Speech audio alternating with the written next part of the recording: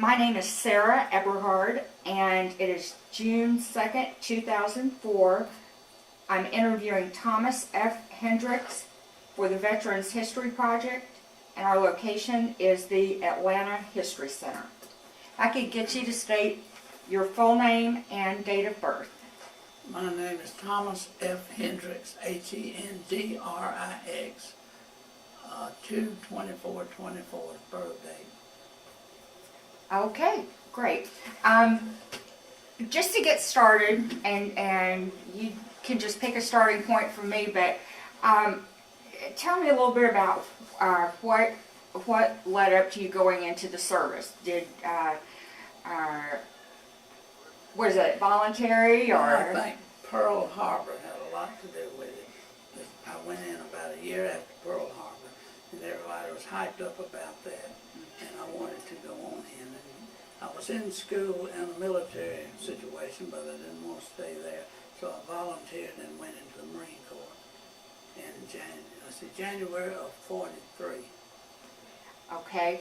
And was there a particular reason you chose the Marine Corps, or Well, you have friends, or? I'd seen some Army outfits, and I didn't think they were very efficient, and I did come in contact with some Marine outfits in Athens, Georgia, in a Navy program over there, so I knew they were pretty efficient. That was basically it. Okay. And how did your family feel about this? Were they Opposed. They were definitely opposed to it. Adamantly opposed. But anyhow, there was nothing much they could do about it, because the draft was coming up. I'd either be drafted or I'd have to get out of school or do something. So that's really what happened. Okay, did you have other family members that I had a brother who was in the Army, and he was several years older than I was, but that basically had nothing to do with it. Well, so there were the two of you in the family that were in. When after you enlisted, where was your basic training, and tell us a little about that. Treasure Island, I'm sorry. It was at Beaufort, South Carolina, Marine training barracks there, and I stayed there from about late January up until probably the end of March, and got recruit training. Then I was transferred to Naval Air Station in Corpus Christi, Texas, and I stayed down there about 6 months doing various duties down there. Okay. And I forgot to ask you earlier, where were you living at the time you enlisted? Atlanta, Georgia. You were here in Atlanta, okay. And so then you were sent on to Texas, and had you been assigned any specific duties at that time, or given an option to choose what you might want to work with? I was given a chance to stay at Paris Island to go into officer training, and I turned it down, and basically that was probably it. Then I went to the Naval Air Station, and I did various duties down there, but I think they were more or less trying to train me into various office personnel situations, and I didn't want to be into that. So I volunteered and requested to be transferred to New River, which was a Marine Fleet training center to go overseas. So that's really what happened. Okay. And this was about November by this time. Okay. And so you had some further training starting in November, or? Oh yeah, we were there from November to December, but I was in a machine gun detachment. We were trained to fire machine guns and do different combat situations. And then we were transferred out to the South Pacific in what they call replacement battalions. That when they need a bunch of people, they'd replace you with a group of young men coming along. And that's the way they kept their personnel up. So I went to New Caledonia, which is, once you've seen it, you've seen it. And that was basically what happened. This was probably March, this was March of 44, I'm sorry, 44. And then and I stayed there and then was transferred to Guadalcanal. I Okay. joined up with the 3rd Marine Division up there. Okay, and how long were you in the, there initially? Where? Or let's see, Guadalcanal or? prior to Guadalcanal when you first got over? Oh, well, we stayed in that replacement camp maybe 2 weeks at the most. We didn't Okay. stay long, they just moved you right along. Okay, So I went up to that 3rd Division. They'd come back from Bougainville and they needed replacements. okay. That's where I went. What was the atmosphere like as you were going over? How big of a group did you go with, and what type of transportation did you have going over? Okay, we went over on a basic troop ship. It was about 1,800 men in the battalion I was in.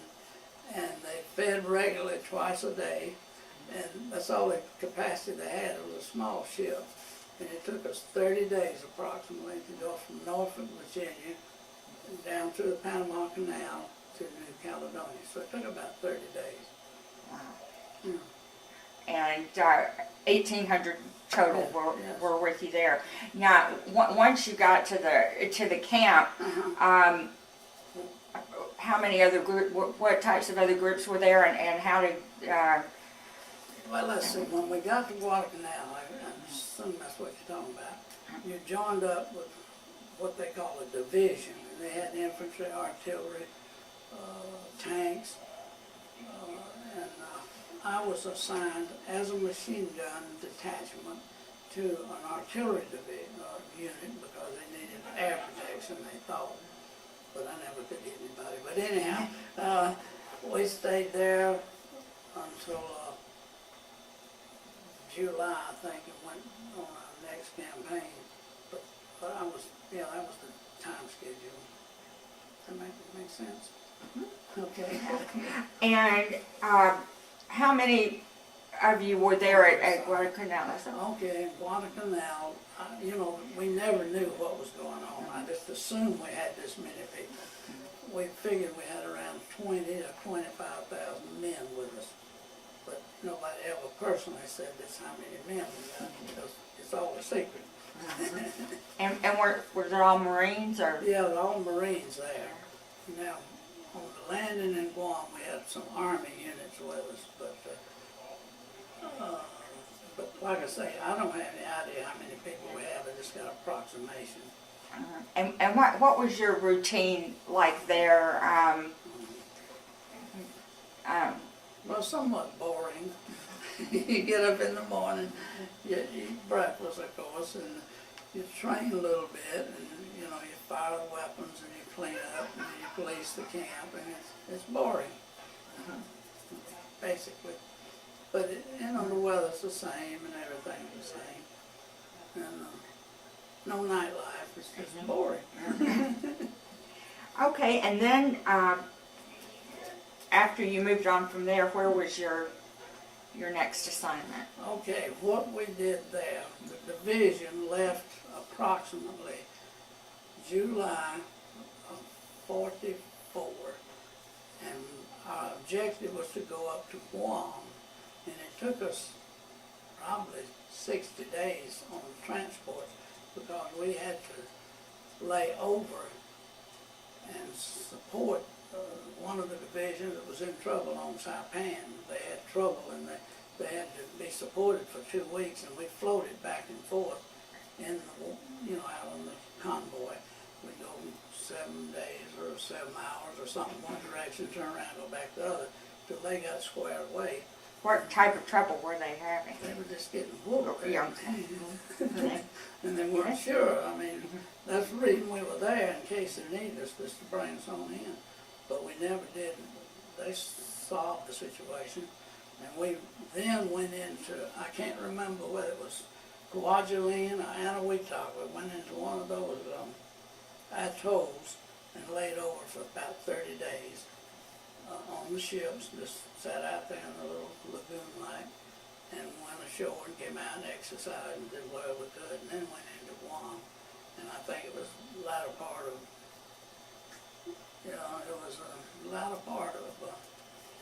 July of '44. before we landed on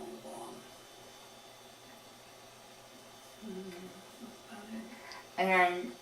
And you were there how long? Once Okay, you got on there. Guam, we went in probably 28th, thereabouts of July, and I stayed there until December. I mean, the unit was there all that time. And in the meantime, of course, you did your normal campaign and whatever you had to do. A similar routine to what you were doing before? Boring routine in a way, but at least in combat it changes daily. It's not boring.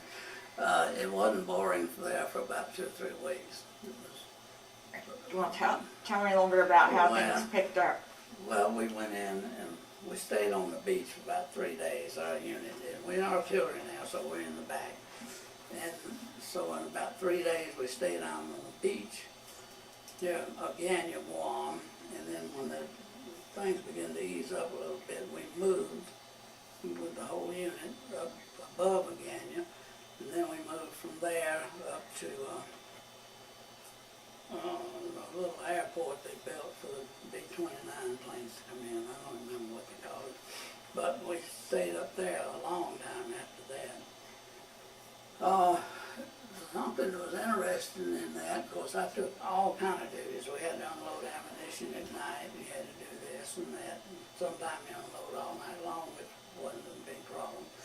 But then I worked one time in the cemetery, and that was kind of a unique experience because you had men being brought in, and you had to bury them and keep them out of the way. From the morale issue, they wanted everybody out of the way.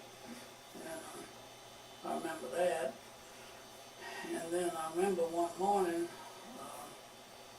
what we'd call breakfast time, basically. They called for 90 rounds per gun for an artillery barrage because they had the chaps hemmed up on the island and they had them there and they just wanted to get rid of them. So they did a pretty good job of that.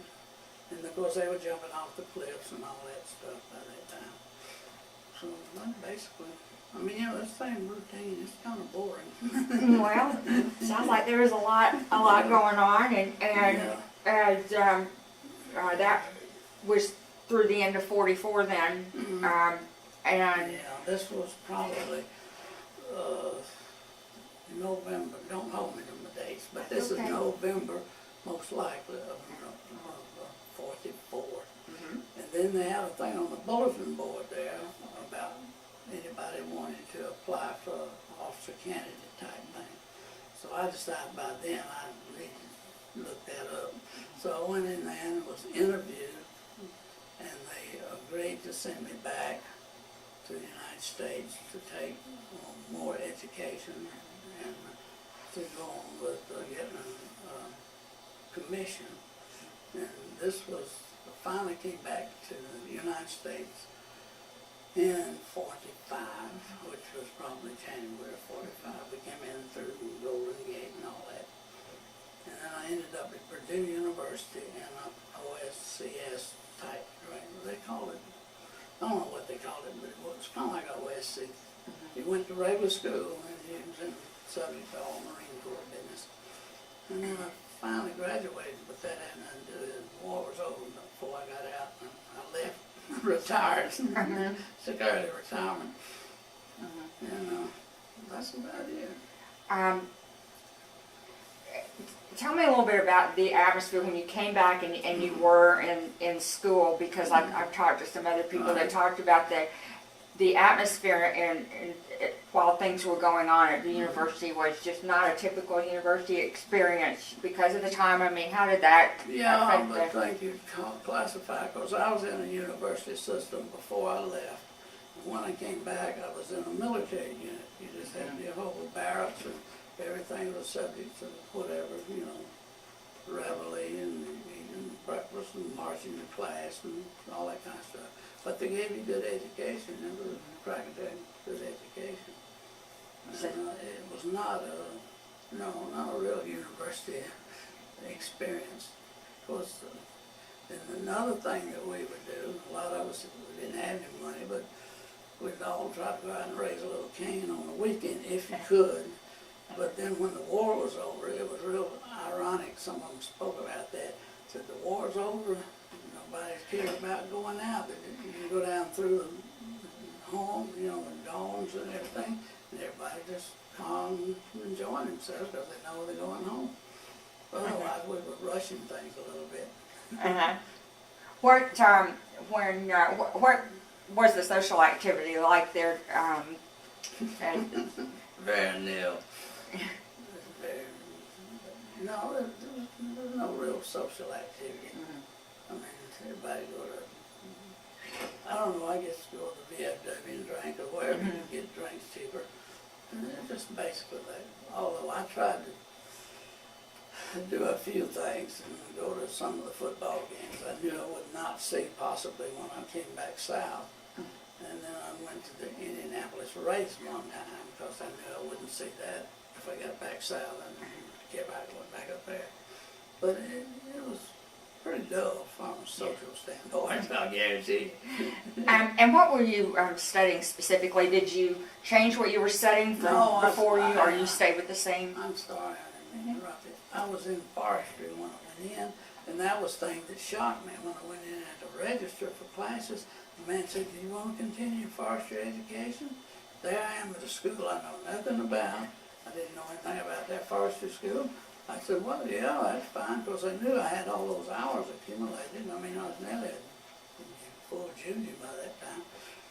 And I said, "No, I'll just continue." So it was a good school. I'm glad I went there, but I wouldn't recommend it. But that's just funny the way they stick things at you. I had a choice of schools all over the United States. I could go to Southern Cal and all the fancy schools out east, Dartmouth, or the name of them, you could have gone.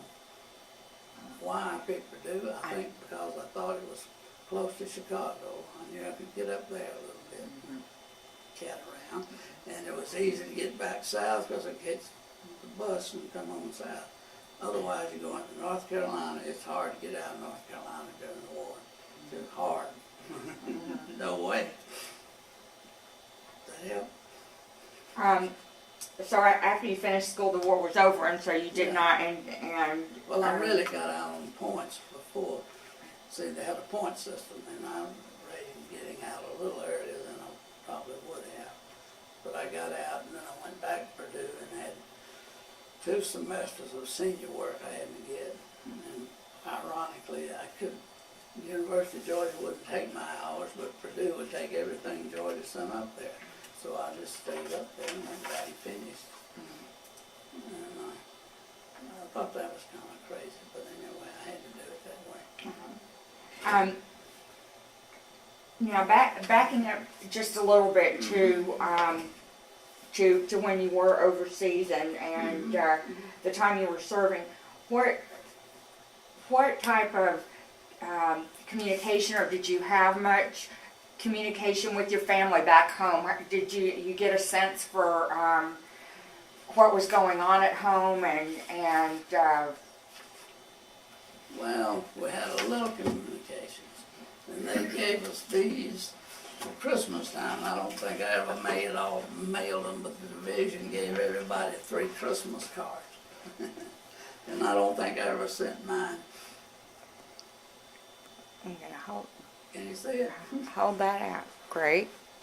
You All got it? right. But anyhow, I kept that one. And then for Mother's Day, they took a picture of a group of us. They had to take them by groups.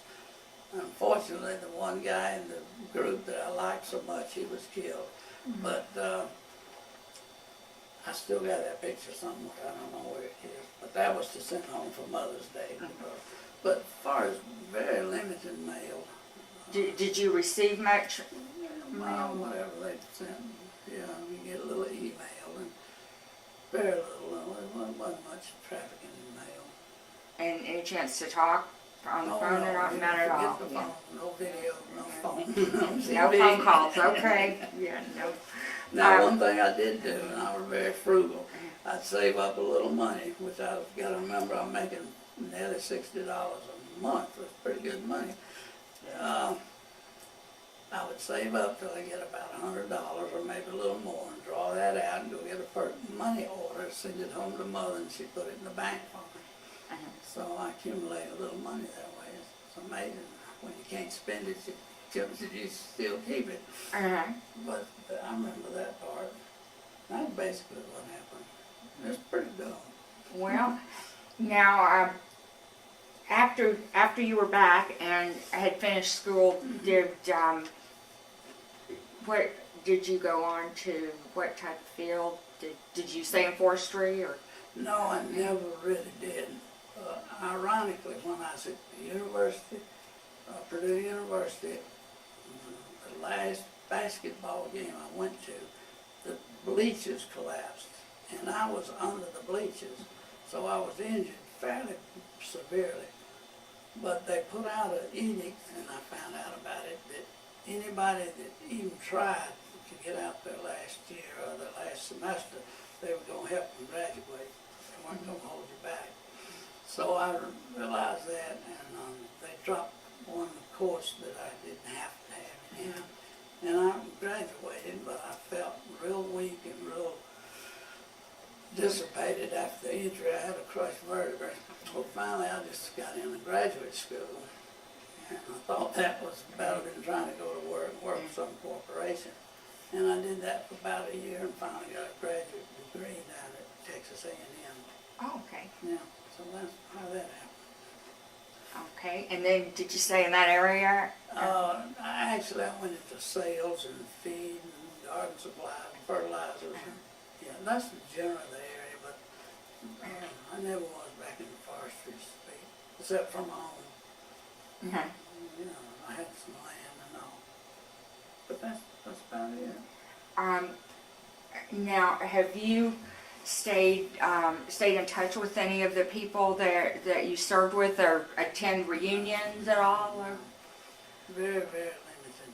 You know, from high school on, I just, you know, when I left. I was Okay. gone. So, I went back to Purdue one weekend, but you know, it was no big deal. Wouldn't worry about it ever doing it again. I was through. I'd like to have you talk about some of the things that we've got here, and what I think we'll do is maybe just he can hold them up for the camera. I'm going to stand back here to make sure we get everything on there, and just kind of talk a little bit about the particular items. I don't know, wherever you might want to start is fine. You want me to start? Okay, you gotta remember, I'm a typical American. I'm out souvenir hunting, so I see a golden opportunity to get up where the infantry has killed a bunch of chaps. And I went through a lot of the stuff to see what was up there. A bunch of us did. We weren't supposed to be there, but we were there. And this is what they call a 1,000-stitch belt that the woman made. She stood on the street corner, I understand, and each stitch represents somebody saying a prayer. And then, you know, it's supposed to be worn around that, but this was wrapped in a battle flag. And I kept this, and the other boy got the battle flag, so that's how this came about. Okay. Can you get your hold it up just a little bit? We want to see all of that there. And hold on. Let's see. There we go. Yeah, there we go. Oh, perfect. I got it. But that's unusual. I don't think you see many of these. No, I have not. Okay. All right, now I'm still souvenir hunting. And this is one of those little gadgets these guys could do accounting. What they call the backers. I think that's what they call it. I don't know how to use it, but they say they can really use them. But nobody could ever explain that to me. This was in a man's knapsack. Oh, I'm sorry. That's okay. Some guy spent a lot of time making this thing. It's not real machine accurate, but it's just a pencil box that was made. Stuff that writing made.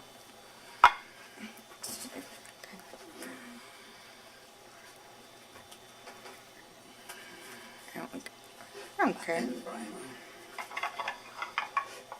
And I never did learn to read this, but this is the Japanese military manual.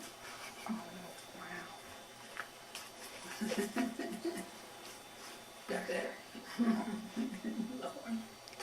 I think that's an opium pipe, don't you think? Yeah. Huh? I think it is. Somebody don't know.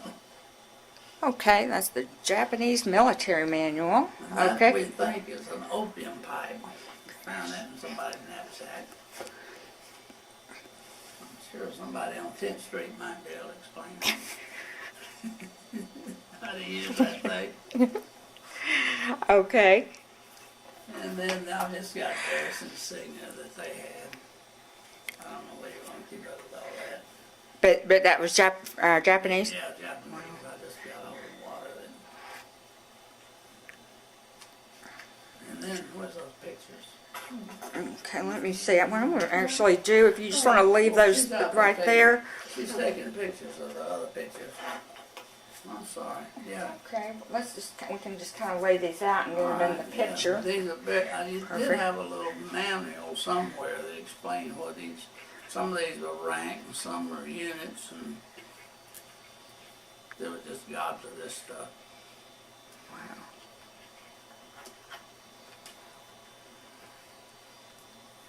I don't remember now. I wish I'd found that thing. I'll have to find it in my computer up there. And then these are just postcards.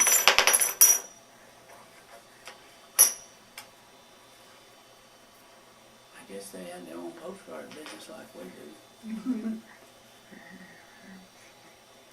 That's great. I'm getting them. I did. Stuff on the table there, yeah. Okay. Mm, This is no good. okay. Now These these are, are cards. Apparently they had postcards like we do. And I just found a bunch of these. and this, I don't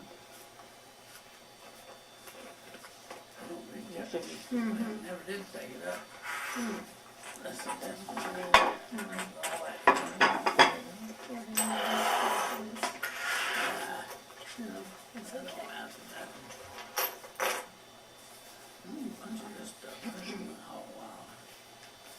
I had some money in this thing at one time. I don't know what I did with the money.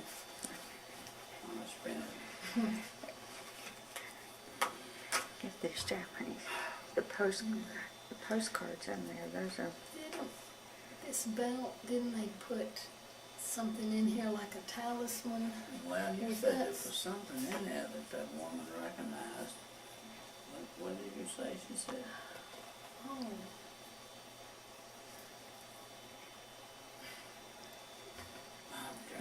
the belt had a Piece of pocket paper. to put, it was like a prayer or a good luck Oh, yeah. talisman or a, I've forgotten the exact word, there was Yeah. something written in Japanese, so that was supposed to protect the person wearing the belt. Like Oh, if great. someone would wear Uh-huh. a cross or a Star of Yeah. David or something. and it still had the, That's what they mean. Yeah, you think? some, Okay. I had a Japanese friend who translated that. I've probably got it written at home, what that means. Okay. Well, Yeah. okay. When you were on Guam, were you actually, were you in the shooting part for quite a while? Did that go on for months? No, it wasn't that long. We secured the island probably within, of course, they never did secure it till after they surrendered, as far as all of them coming out of the bushes. But we officially secured it probably in about 21 days or something, sometime in August. But we went on patrols into October, November, and you'd find us one here, one there, or somewhere, or maybe 3 or 4. And then, but they said it was funny after the surrender, about 500. They thought they had everybody because the number 240 miles, square miles. They thought they had everybody. when the thing surrendered, about 500 or 600 of them showed up. They must have good newspapers out there. Did they drop leaflets or something? I Or guess they did, probably. But they came out of hiding. I mean, I think a lot of time they were just scared to come out. Sure. Were you involved in many of these roundups of the prisoners, or? Oh, just twice. Well, just what they called well, just went shoulder to shoulder almost and went the whole length of the island if they could. Of course, the ground being rough and you're going to miss people and they're going to be hiding and just get what you can. Sometimes you pick up 100, sometimes you get more. And that sort of thing. But It happened maybe 3 times, but that was sort of training too, you know, get used to going out there. And they'd fire artillery and do all kind of things to kind of simulate what you'd be doing later. when you were in those situations for with the roundups, was there any type of resistance, or what was that like? Was that No, they were definitely on the run. Most of them were trying to hide or find food or do what they could. And there might have been a sparse incident. We had one case where 2 of them ran out of the bushes and fired an artillery piece, and it hit one tank and the shell hit one man, and that's all that happened for 2 days. But that's what you call light resistance, I guess. But I mean, those things happen, but it was very sparse after the main thing was over. Yes. okay? Were those people sent off to a prisoner of war camp somewhere? Did they stay on the island, or did I they? doubt if they did. I don't know. They show a picture in here of about 20 of them with a Yeezy girl or something. Well, they sent some of them.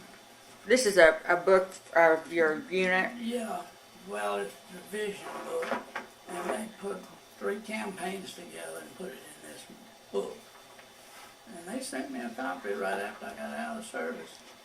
This was from PX funds, so we must have bought a lot of Okay, candy. so this was published very shortly after. Yeah, oh yeah, this was probably, see, that's a mile and a Guam, and this was probably 1946 or 7, I got it. And I've kept it all the time. I'm gonna hold up this with the map here. It's got 3 campaigns, I wasn't in but one of those, but one's, this is the Guam map, if that'll help you. There you go. Can you just kind of maybe point out there and where you were and That's where we landed right there. That's called Asan Point. This is Agana, which is considered the capital of Guam. And of course we landed here. This is the east, I believe, and this would be the west, and came around here and landed. And then we went in, and then the final push just went south and pushed them all into the water. There's one thing they had to do on this landing, which is a little bit different. It was a coral reef that went out, and it was very difficult to land on it. So what they did, we went in with, let's see if they got them here.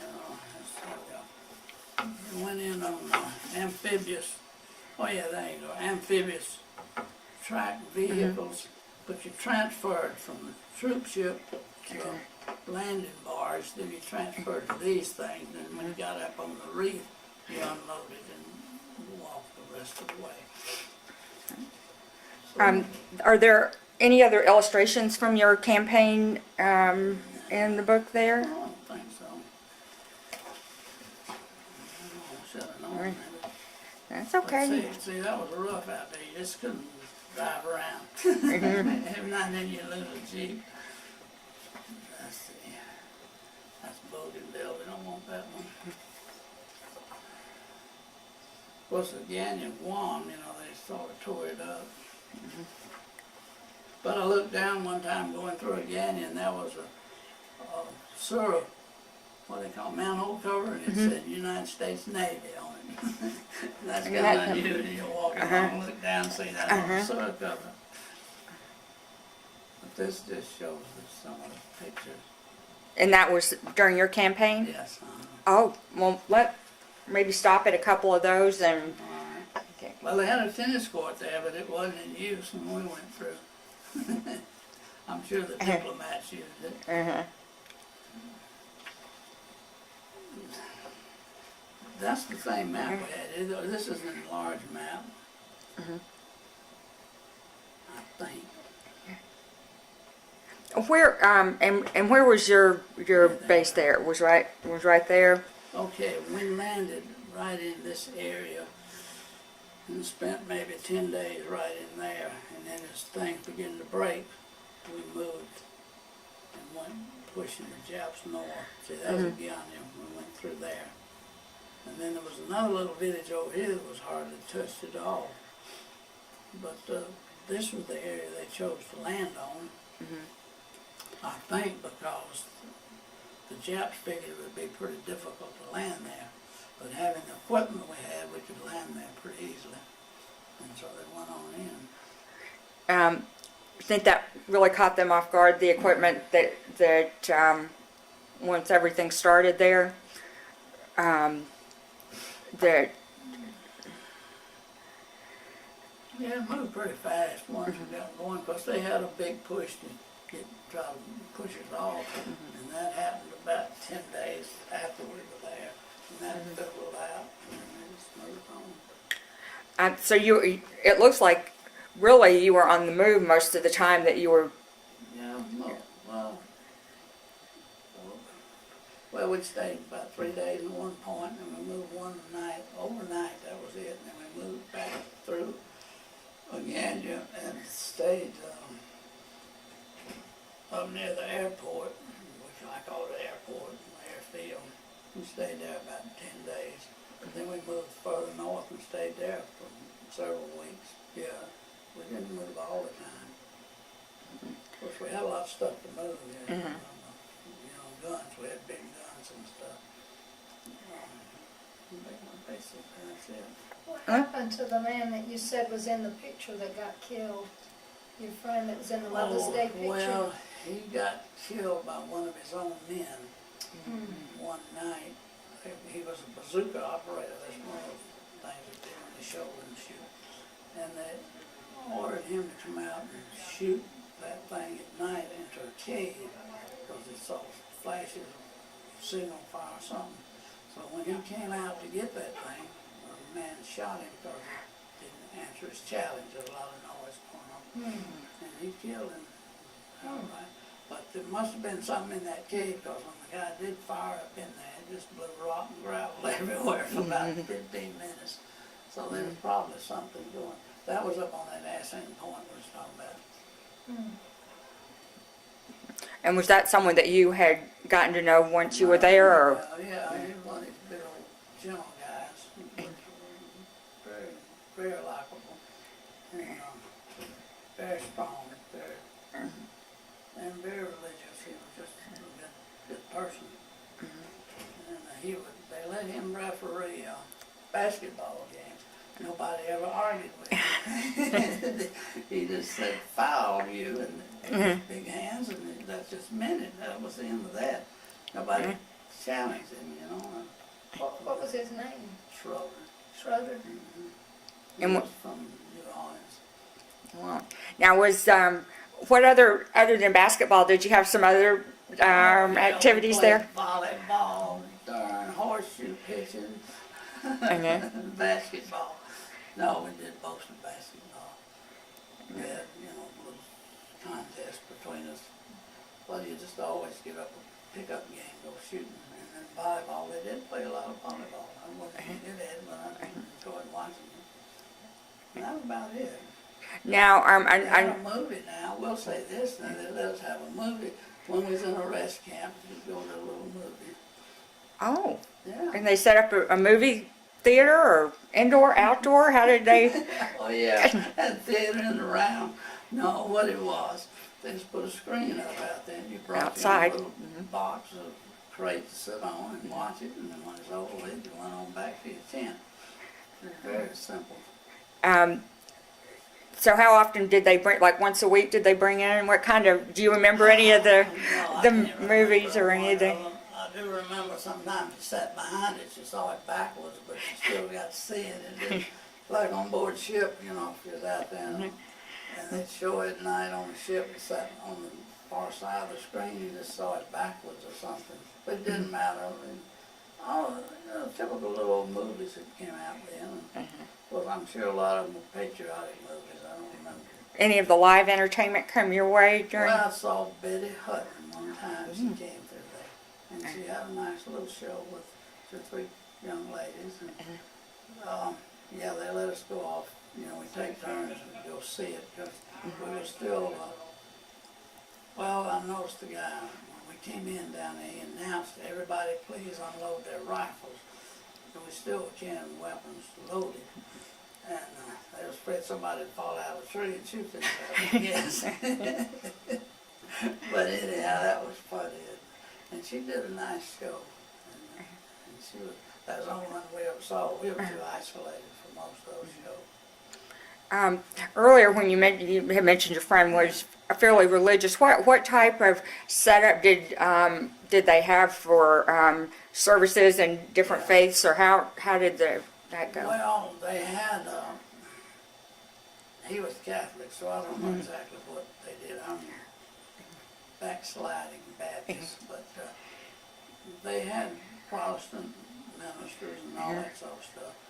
On Guam itself, after it was over with, they built a right nice little chapel out of the palm fronds and whatever the natives had built, and they did a beautiful job of fixing it up, and it was well attended then.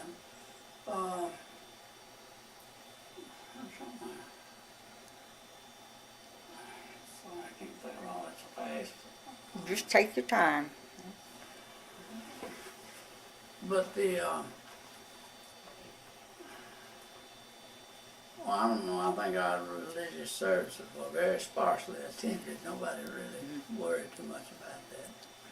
Now, this boy I mentioned, Sproler, he was quite devout Catholic. And, you know, nobody questioned that. That was what he wanted to be. But they did have a pretty nice little chapel built there but they didn't have anything like that on Guadalcanal. You just found a place and if they wanted to have a church service. And we did have an Easter sunrise service there. On Guam or No, Guadalcanal? Guadalcanal. Uh-huh.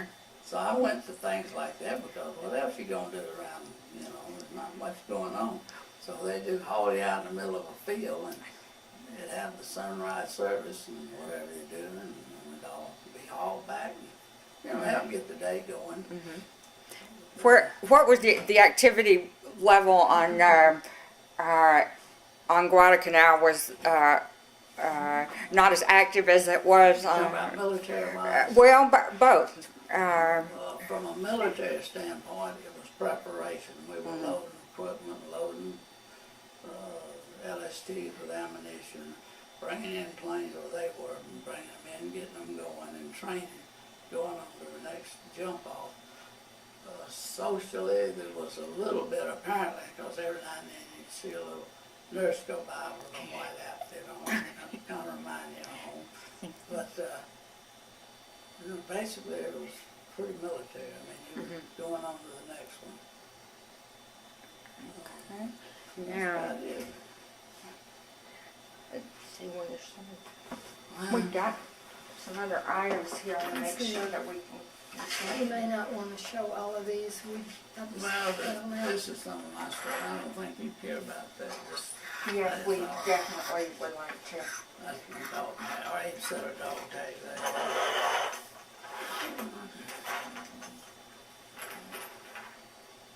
Pistol expert, I guess that's yours. You just have to get the picture. The other Oh, yeah, picture, whatever. they should video them or whatever you're going to do with them. That's fine. We're just going to line up some of these. Oh, yeah, if you want to do that. These- That's some thread I found. One of them. Yeah, why don't you, let me see, let me get this on the, This is just some old dog tags. okay. Oh, No, that's you're good. done, okay. Okay, and then, yeah, you're looking at that.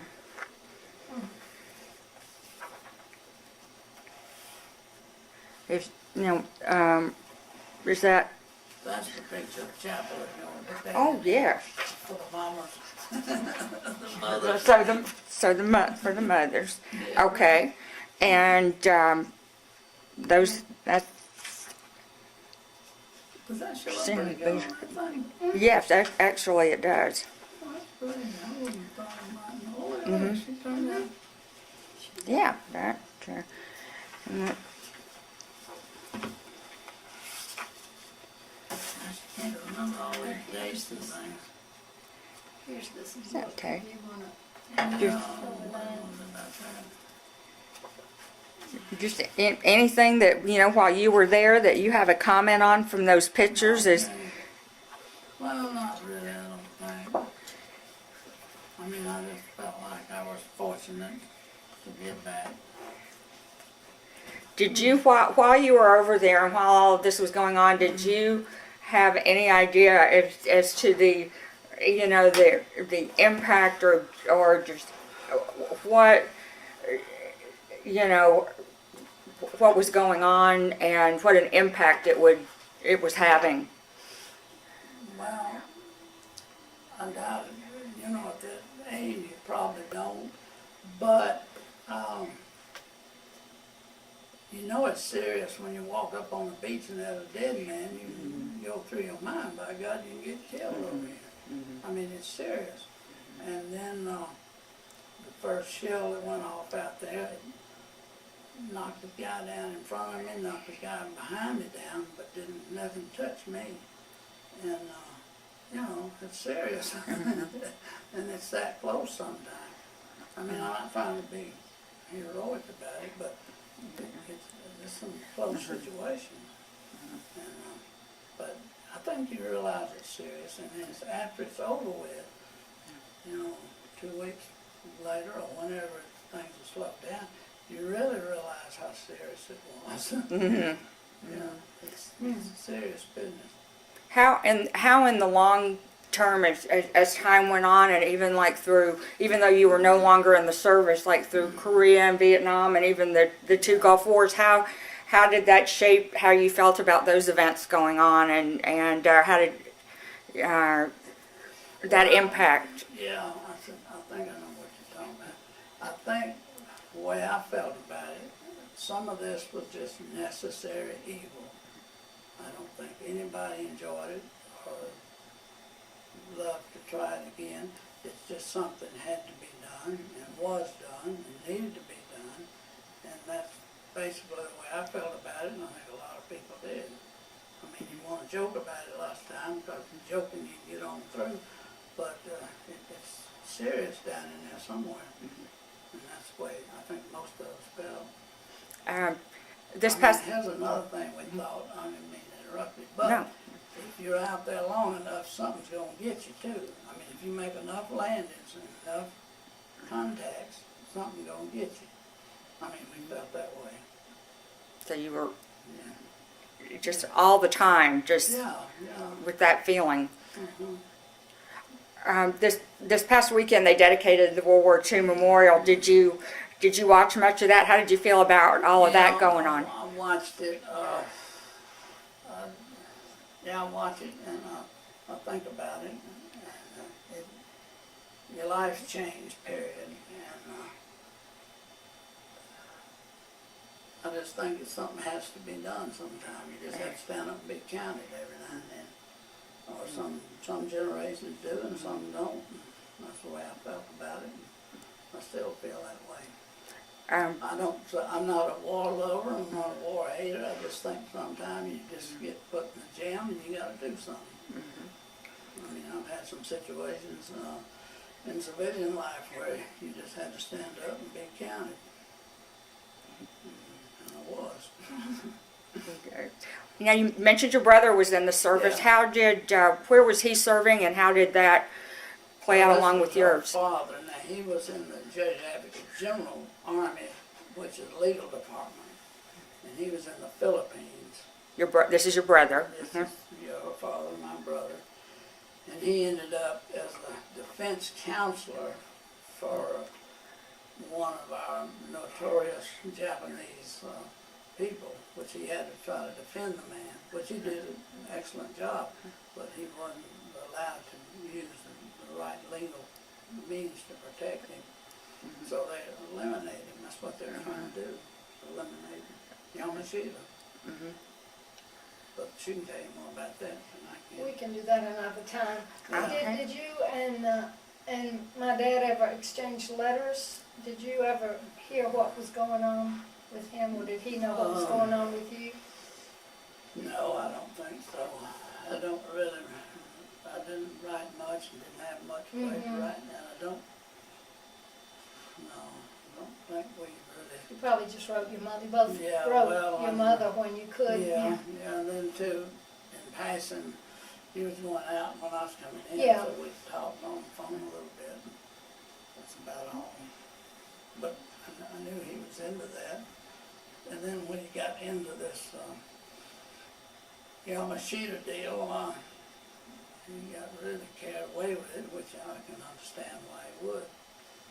But, of course, his father was a lawyer and a judge and knew the situation, and it just wasn't handled properly. And, that was the whole thing. And that's basically, I heard more through my father, her grandfather, than her brother, or my brother, and his father, her father. We got too many people involved. But it was, I read his report or his book he did up about it, and it really was a miscarriage of justice. I guess that's the easiest way to put it. Another one. Let's look at the We had book. One thing we had out there, we had two kind of Japs with us, and we felt pretty much that way, dead ones and live ones.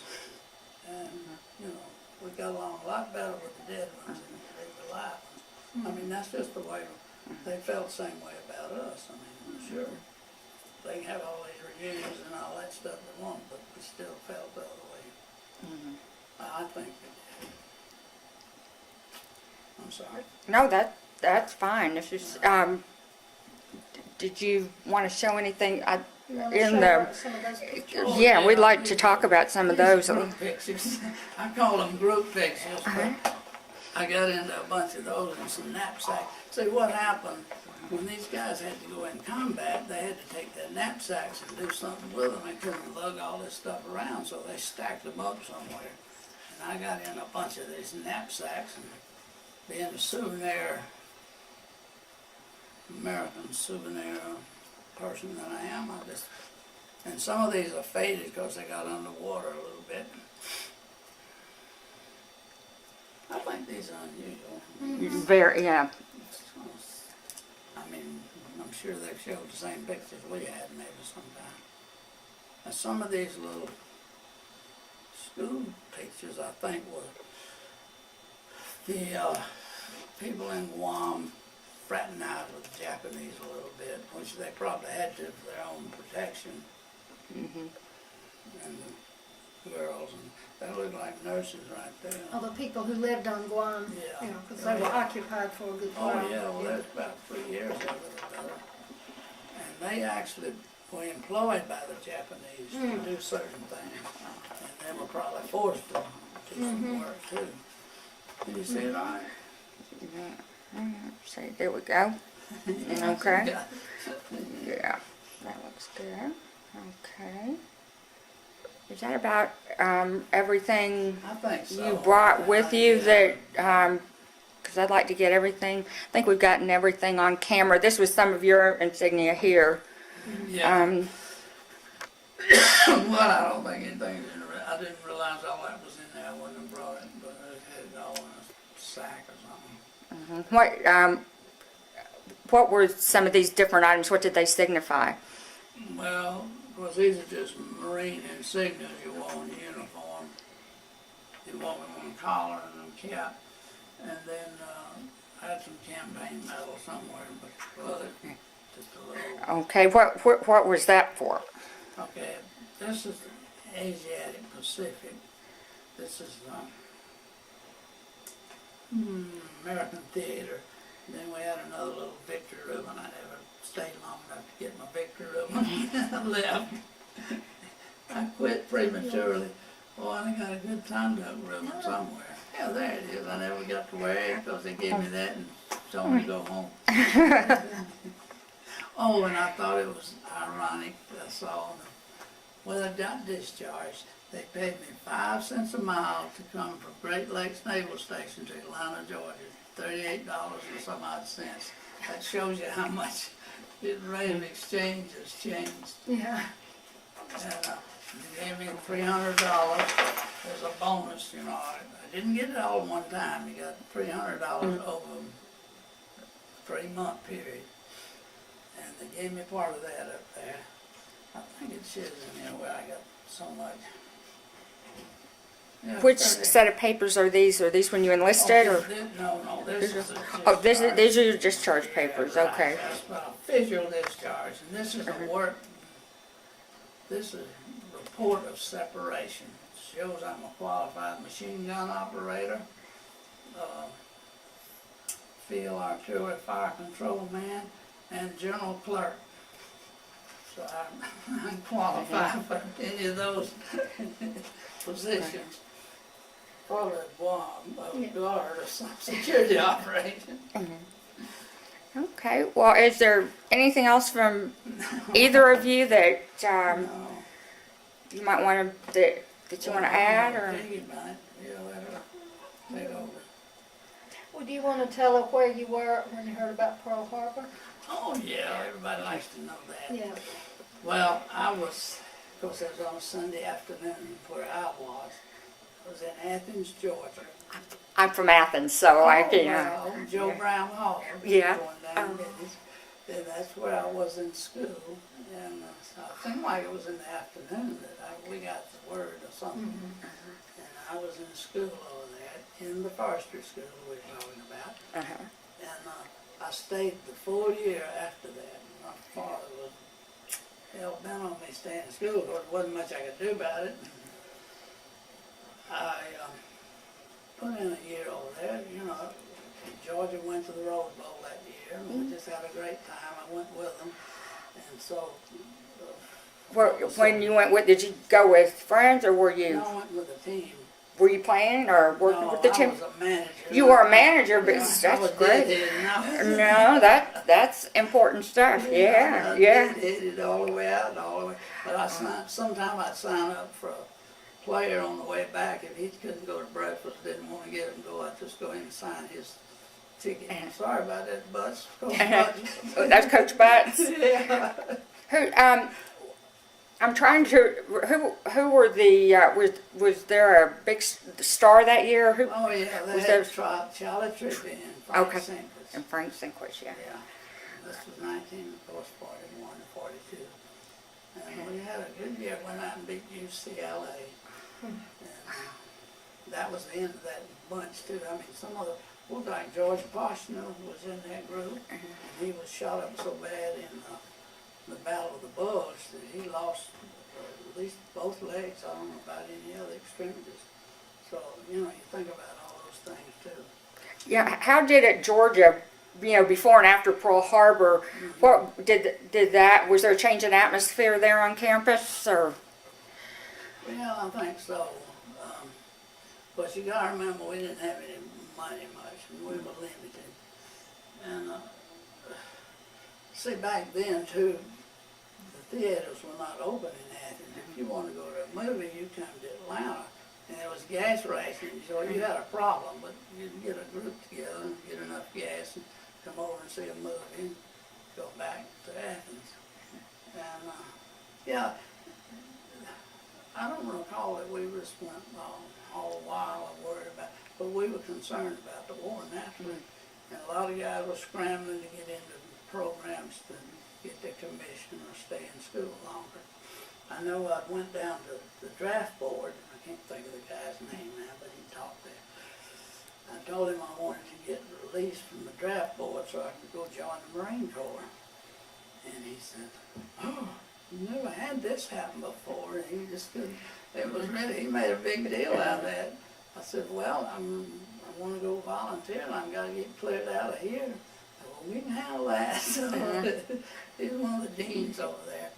So they turned me loose and I came on back. Was that Dean Tate? Was he? It's probably Tate. I think that's the name sticks in my mind. Kind of short, round little fella. Yeah. That was him. Well, that's very interesting. Yeah. I'm glad. But that was funny though. But of course a lot of guys were scrambling to stay over there, and I could have stayed there, but I didn't not want to do it. I probably thought about it last time. I probably should have. You know, there's a saying we always had: you can be you can be a live coward or a dead hero. So you know that goes in the back of your mind sometimes. So you think, well, you should never volunteer for anything. Yeah, that's something else. You learn. Once is enough. But that's all, I guess. Somebody say something. Okay, no, this has been wonderful. I'm going to go ahead and turn off the tape here, just so you know, and